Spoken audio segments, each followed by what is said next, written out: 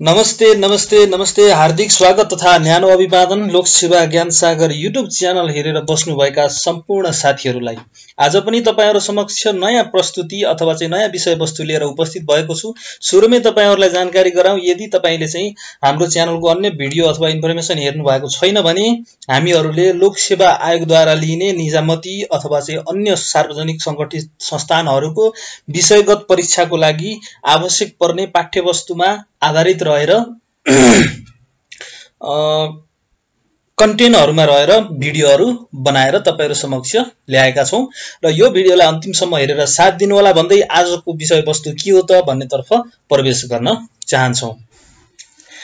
आजको विषय रहेको छ राज्यका निर्देशक सिद्धान्त, नीति तथा दायित्व। अर्थात संविधानमै यी कुराहरु उल्लेख गरिएको हुन्छ र यी कुराहरुलाई त्यो परीक्षामा आउन सक्ने सम्भावित कुराहरुलाई के हुन् त अथवा चाहिँ हामीले कसरी समेटेर उत्तर लेख्ने, ती प्रश्नहरुको कसरी हल गर्ने भन्ने विषयमा हामीहरुले तपाईहरुलाई जानकारी गराउँदै छौं र अब हामी यसको अन्तर्तर्फ प्रवेश गर्न चाहन्छौं। सर्वप्रथम यसको भूमिका अथवा परिचयमा जाउँ। भूमिका अथवा परिचयमा जाँदाखेरि नेपाली इतिहासमा पहिलो पटक निर्वाचित संविधान सभा र विश्व इतिहासको कान्छो संविधान सभाबाट नेपालको पहिलो संविधान निर्माण भएको छ।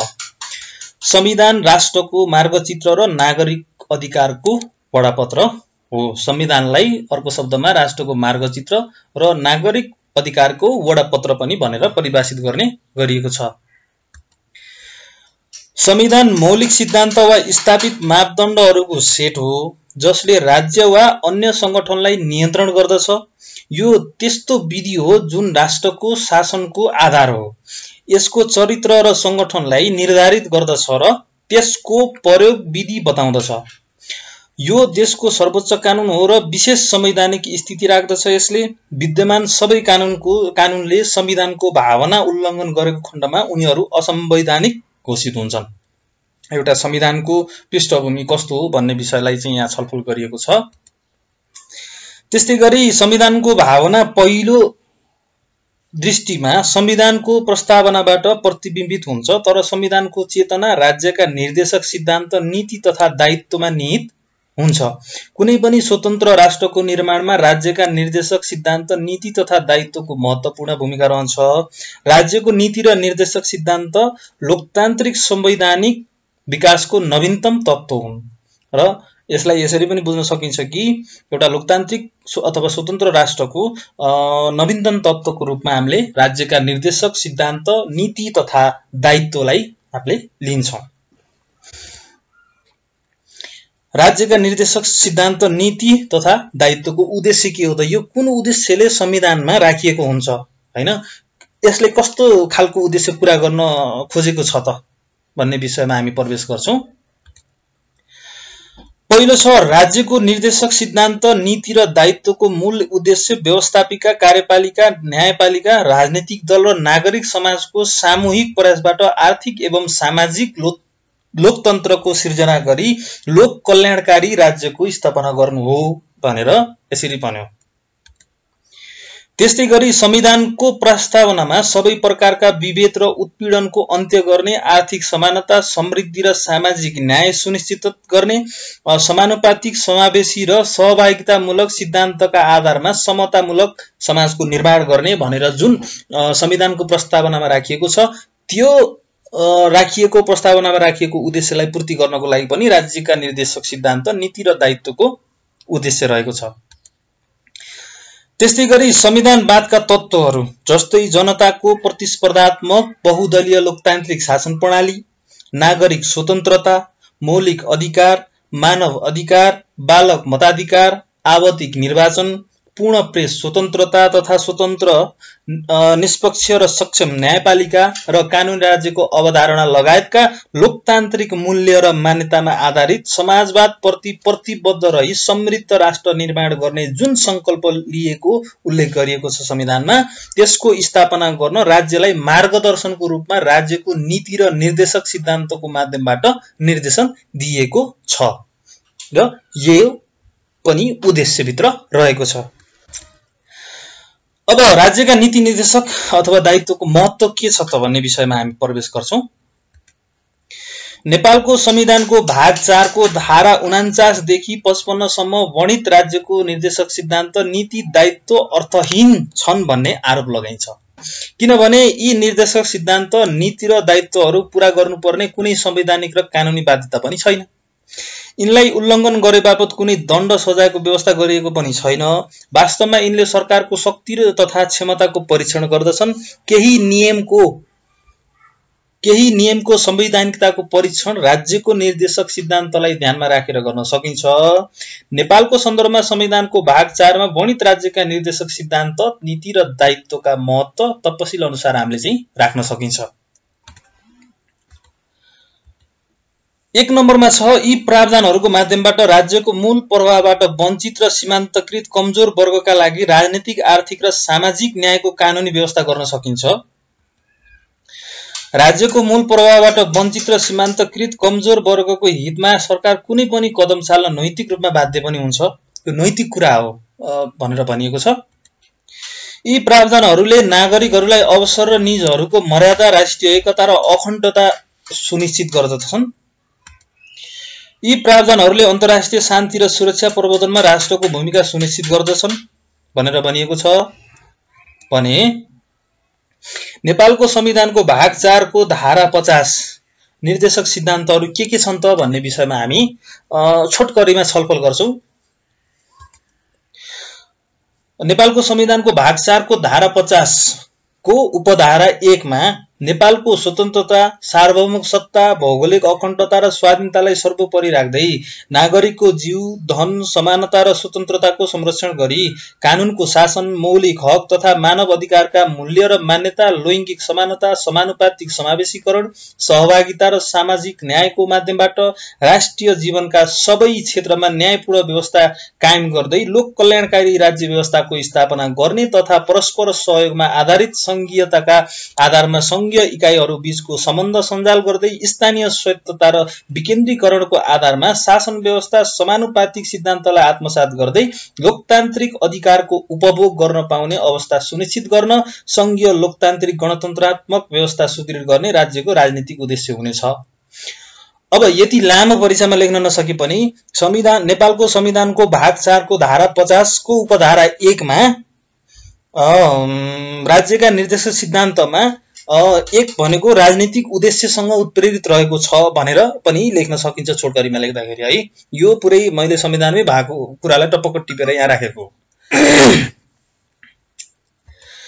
त्यस्तै गरी उपधारा 2 मा के छ भन्दाखेरि धर्म, संस्कृति, संस्कार, प्रथा, परम्परा, प्रचलन वा अन्य कुनै पनि आधारमा हुने सबै प्रकारका विभेद, शोषण र अन्यायको अन्त्य गरी सभ्य र समतामूलक समाजको निर्माण गर्ने एवं राष्ट्रिय गौरव, लोकतन्त्र, जनपक्षीयता, श्रमको सम्मान, उद्यमशीलता, अनुशासन, मर्यादा र सहिष्णुतामा आधारित सामाजिक सांस्कृतिक मूल्यहरूको विकास गर्ने तथा सांस्कृतिक विविधताको सम्मान गर्दै सामाजिक सद्भाव, ऐक्यबद्धता र सामञ्जस्यता कायम गरी राष्ट्रिय एकता सुदृढ गर्ने राज्यको सामाजिक र सांस्कृतिक उद्देश्य रहनेछ। अर्थात उपधारा 1 मा राजनीतिक उद्देश्य राखिएको छ, उपधारा 2 मा राज्यको सामाजिक र सांस्कृतिक उद्देश्य छ। त्यस्तै गरी उपधारा 3 मा सार्वजनिक, निजी र सहकारी क्षेत्रको सहभागिता तथा विकास मार्फत उपलब्ध साधन र स्रोतको अधिकतम परिचालनद्वारा तीव्र आर्थिक वृद्धि हासिल गर्दै दिगो आर्थिक विकास गर्ने तथा प्राप्त उपलब्धिहरूको न्यायोचित वितरण गरी आर्थिक असमानताको अन्त्य गर्दै शोषण रहित समाजको निर्माण गर्न राष्ट्रिय अर्थतन्त्रलाई आत्मनिर्भर, स्वतन्त्र र उन्नतशील बनाउँदै समाजवाद उन्मुख स्वतन्त्र र समृद्ध अर्थतन्त्रको विकास गर्ने राज्यको आर्थिक उद्देश्य रहनेछ। 1 नम्बरमा तपाईले अब यो बुझ्नुस् कि 1 नम्बरमा राजनीतिक उद्देश्य छ, राज्यको राजनीतिक उद्देश्य, उपधारा 2 मा सामाजिक र सांस्कृतिक उद्देश्य छ, उपधारा 3 मा राज्यको आर्थिक उद्देश्य छ भनेर पनि यो सर्टकटमा बुझ्नुस्। त्यस्तै गरी 4 मा नेपालको स्वतन्त्रता, सार्वभौमसत्ता, भौगोलिक अखण्डता, स्वाधीनता र राष्ट्रिय हितको रक्षा गर्दै सार्वभौमिक समानताका आधारमा अन्तर्राष्ट्रिय सम्बन्ध कायम गरी विश्व समुदायमा राष्ट्रिय सम्मानको अभिव्यक्ति गर्नेतर्फ राज्यको अन्तर्राष्ट्रिय सम्बन्ध निर्देशित हुनेछ। अर्थात् परीक्षामा तपाईलाई छोटकरीमा लेख्नुस् भनेर आयो भने के लेख्न सकिन्छ भन्दाखेरि नेपालको संविधानको भाग 4 को धारा 50 को उपधारा 1 अनुसार 1 मा राज्यको राजनीतिक उद्देश्य राखिएको छ, 2 मा राज्यको चाहिँ सामाजिक सांस्कृतिक उद्देश्य राखिएको छ, उपधारा 3 मा राज्यको आर्थिक उद्देश्य राखिएको छ भने उपधारा 4 मा राज्यको अन्तर्राष्ट्रिय सम्बन्धको उद्देश्य राखिएको छ भनेर लेख्नु होला। अब हामीले राज्यका सिद्धान्तहरू 4 वटा छन्। नेपालको संविधानको भाग 4 को धारा 51 मा राज्यका नीतिहरू राखिएको छन्, जसमा 13 वटा नीतिहरूलाई उल्लेख गरिएको छ। तपाईहरुलाई म यो एकदम लेख्यो भने लामो हुन्छ, त्यसलाई संविधानमै तपाईले चाहिँ अध्ययन गर्नु होला। मैले यसमा चाहिँ मुख्य पॉइन्टहरू राखेको छु। क मा राष्ट्रिय एकता र राष्ट्रिय सुरक्षा सम्बन्धी नीति राखिएको छ। ख मा राजनीतिक तथा शासन व्यवस्था सम्बन्धी नीति। ग मा सामाजिक र सांस्कृतिक रूपान्तरण सम्बन्धी नीति। घ मा अर्थ, उद्योग र वाणिज्य सम्बन्धी नीति। ङ मा कृषि र भूमि सुधार सम्बन्धी नीति। च मा विकास सम्बन्धी नीति। छ मा प्राकृतिक स्रोतको संरक्षण, संवर्धन र उपयोग सम्बन्धी नीति। अनि त्यस्तै गरी ज मा नागरिकका आधारभूत आवश्यकता सम्बन्धी नीति। झ मा श्रम र रोजगार सम्बन्धी नीति। य मा सामाजिक न्याय र समावेशीकरण सम्बन्धी नीति। ट मा न्याय र दण्ड व्यवस्था सम्बन्धी नीति। ठ मा पर्यटन सम्बन्धी नीति र ड मा अन्तर्राष्ट्रिय सम्बन्ध सम्बन्धी नीति राखिएको छ। यसरी तपाईले प्रश्नमा आउँदाखेरि राज्यका निर्देशक सिद्धान्त र नीतिहरू उल्लेख गर्नुस् भनेर भन्यो भने संविधानको धारा 4 को भाग 4 को धारा 50 मा 4 वटा राज्यका निर्देशक सिद्धान्तहरू राखिएको छ भने धारा 51 मा 13 वटा राज्यका नीतिहरू राखिएको छ भनेर पनि बुझ्नुस्। यो जीके मा पनि काम लाग्ने कुरा हो। अब नेपालको संविधानको भाग 4 को धारा 52 मा राज्यको दायित्व राखिएको छ। नेपालको यो पहिलो संविधान हो जसमा चाहिँ राज्यको दायित्वलाई संविधानमै व्यवस्था गरिएको छ। यहाँ भन्दा अगाडिको संविधानहरुमा राज्यको दायित्वहरू के हुन् भनेर खुलाएको थिएन, तर चाहिँ यो संविधानमा यो एउटा संविधानको नौलो विशेषता पनि हो। 2000 यो नेपालको संविधानको नौलो विशेषता, महत्त्वपूर्ण विशेषता के हो भन्दाखेरि यो संविधानमा राज्यको दायित्वलाई उल्लेख गरेको छ, जुन यो भन्दा अगाडिका संविधानमा उल्लेख थिएनन्।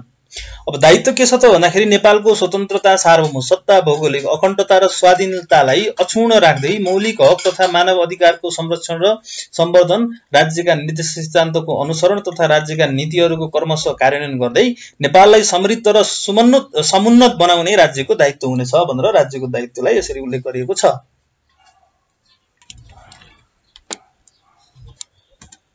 त्यस्तै गरी मौलिक हक तथा नीति निर्देशक तत्त्वबीच भिन्नता।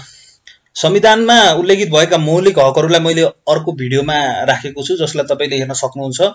त्यसलाई सजिलोसँग याद गर्ने फर्मुला सँगसँगै मैले त्यहाँ चाहिँ भिडियो बनाएको छु, त्यसमा जानु होला। र मौलिक हक तथा नीति निर्देशक तत्त्वबीच भिन्नता, यिनी बीचमा के फरक छ भन्ने कुरा, मौलिक हक भनेको के हो अथवा चाहिँ त्यसमा र नीति निर्देशक बीच चाहिँ के फरक छ भन्ने विषयमा हामी छलफल गर्छौं।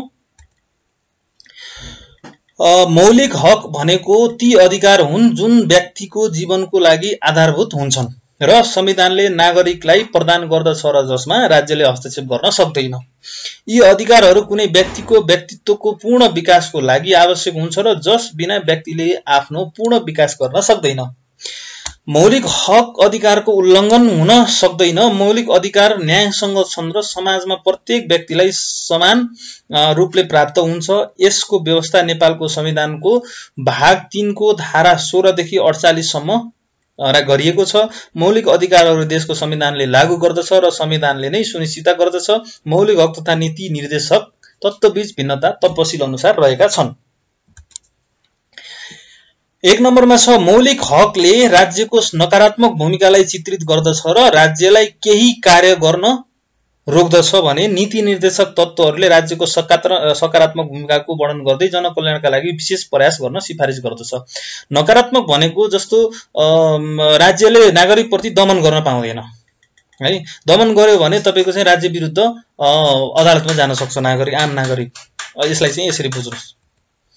2 नम्बरमा छ कुनै व्यक्तिको मौलिक हक यदि खोसिन्छ भने सो व्यक्तिले अदालतको ढोका घोचाई सो अधिकार प्राप्त गर्न सक्दछ, तर सरकारले राज्यको निर्देशक सिद्धान्त नीति र दायित्वको उल्लङ्घन गर्दछ भने अदालतले पीडितको सहायता गर्न सक्दैन। यो चाहिँ अर्को फरक भयो। त्यस्तै गरी अर्को छ कतिपय मौलिक हक राज्यद्वारा जनतालाई दिइसकिएको छ र संविधानको धारा 46 ले भाग 3 द्वारा प्रदत्त हकहरूको कार्यान्वयनका लागि आवश्यकता अनुसार राज्यले संविधान प्रारम्भ भएको मितिले 3 वर्षभित्र कानुनी व्यवस्था गर्नुपर्ने उल्लेख गरिएको छ भनेको छ, तर यो गरिएको थियो।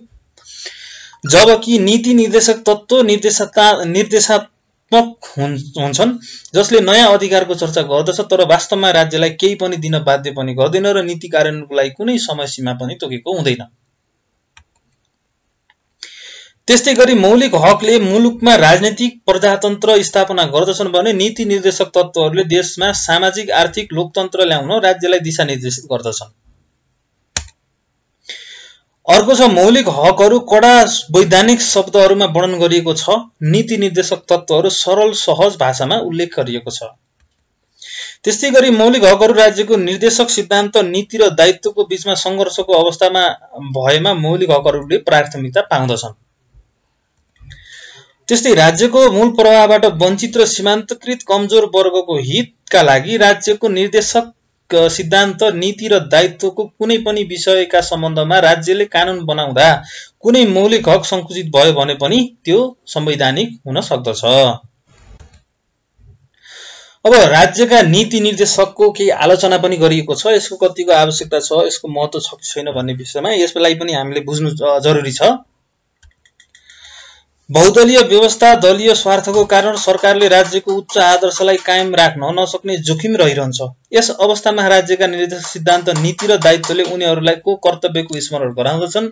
यी सिद्धान्तले नागरिक समाज र जनप्रतिनिधिका लागि एउटा निश्चित मार्ग निर्देशन गर्दछन्। यद्यपि यी सिद्धान्तहरूको कुनै संवैधानिक महत्त्व तथा यिनको विशेष राजनीतिक महत्त्व छैन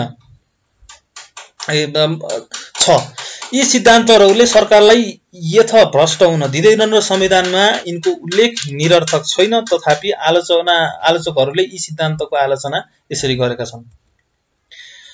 जस्तो 1 नम्बरमा आलोचना के गरिएको छ भन्दाखेरि असत्य प्रदर्शन आलोचकहरूको भनाइमा राज्यका निर्देशक सिद्धान्त कोरा आदर्श मात्र हुन्, किनकि यिनको प्रगतिशील कार्यान्वयन भए नभएको सम्बन्धमा कुनै अदालतमा प्रश्न उठाउन सकिँदैन।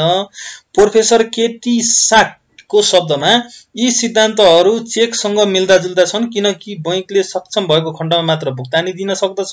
वास्तवमा राज्यले यी सिद्धान्तहरूलाई तब मात्र कार्यान्वयनमा ल्याउन सक्दछ जब यो आफै आर्थिक दृष्टिकोणबाट बलियो हुन्छ, अन्यथा यी सिद्धान्तहरू सपना मात्र रहनेछन् अथवा सपना मात्र हुन् भनेर आलोचना गरिएको छ। त्यसै गरी अर्को छ अनावश्यक केही आलोचकहरू भन्छन् कि यी सिद्धान्तहरू पूर्ण अर्थहीन छन्, त्यहाँ कुनै फाइदा छैन। यी सिद्धान्तहरू केवल सरकारको ज्ञापन पत्रको रूपमा छन्। राज्यका निर्देशक सिद्धान्त नीति र दायित्वका तत्त्वहरू सो फूर्तिदायक छैनन्, उनीहरू स्पष्ट छैनन् र ती मध्ये एउटै कुरा दोहोऱ्याइरहेको छ। त्यसमा ती तत्त्वहरूको उचित वर्गीकरण गरिएको पनि छैन। कुन तत्त्वलाई कहाँ बनेर राख्ने भन्ने कुरामा पनि छैन भनेर आलोचना गरियो। र अन्त्यमा राज्यका निर्देशक सिद्धान्त नीति र दायित्व संविधानको प्रस्तावनाका विस्तृत रूप हुन्। अदालतलाई समेत यी सिद्धान्तहरूबाट प्रेरणा प्राप्त हुन्छ। न्यायमूर्ति हरिलाल जे किशन दास केनियाका अनुसार यी सिद्धान्त संसदको बहुमतको अल्पकालीन इच्छा मात्र होइन, अपितु कुनै देशको सर्वोच्च तथा कानून निर्माणको समय राष्ट्रको अत्यन्त सावधानीपूर्वक तयार गरिएको धैर्य र विवेक हो। संविधानवादको मर्म र भावनालाई समेट्ने यो संविधानका गुणहरू जस्तै स्पष्टता, परिवर्तनशीलता, व्यापकता, व्यापक मौलिक हक, स्वतन्त्र न्यायपालिका आदि नेपालको संविधानमा समावेश भएको छ। तर यसको परिपालना गराउने व्यक्ति र निकायले को चरित्रले यसको उद्देश्य पूरा हुने वा नहुने भन्ने दिशा तय गर्दछ। मूर्धन्य विद्वान तथा भारतीय संविधानका मस्यौदाकार डाक्टर भीमराव अम्बेडकरका शब्दमा संविधान जति राम्रो भए पनि त्यो अन्ततः नराम्रो प्रमाणित हुनेछ यदि त्यसलाई कार्यान्वयन ल्याउने व्यक्ति नराम्रा छन्, र संविधान जति नराम्रो भए पनि त्यो राम्रो प्रमाणित हुनेछ यदि त्यसलाई कार्यान्वयन ल्याउने व्यक्तिहरू राम्रा छन् भनेर भनिएको छ।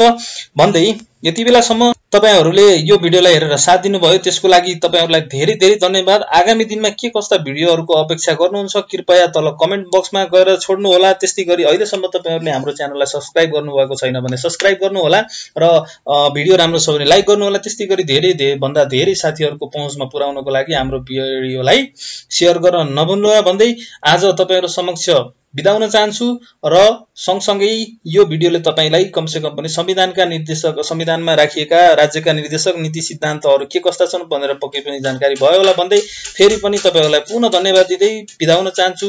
धन्यवाद। जय देश जय नेपाल सबैको कल्याण होस्।